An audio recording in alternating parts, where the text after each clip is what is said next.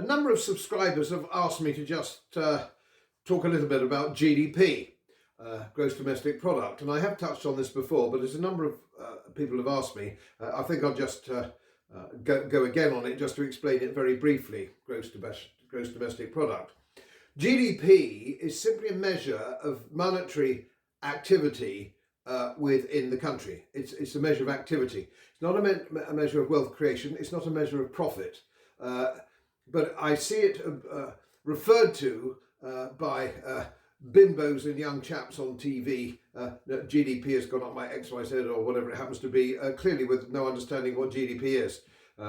Pretty much like our politicians don't really understand it. It's not a measure of wealth. It's not a measure of economic improvement or anything. It's not a measure of anything except monetary activity. And that's the thing to bear in mind.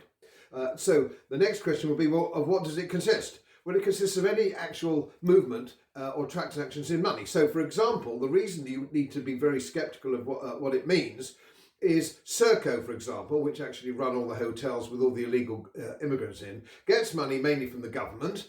It's a very shady organisation, and it purchases and runs hotels for illegal immigrants, all of which you know.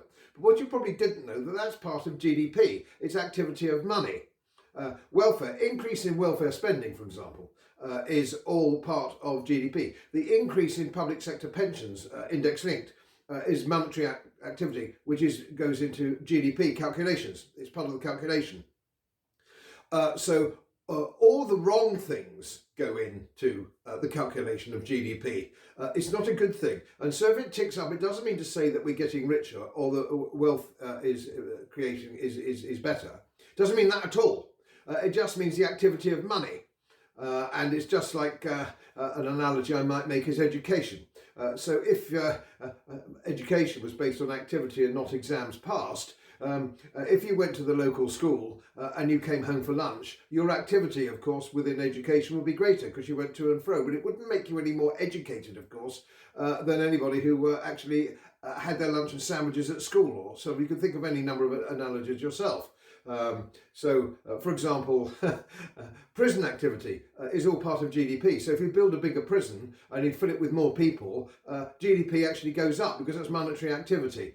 So just bear in mind all these things when anybody talks to you, especially with this coming budget about GDP. Just remember what it is, and it ain't good.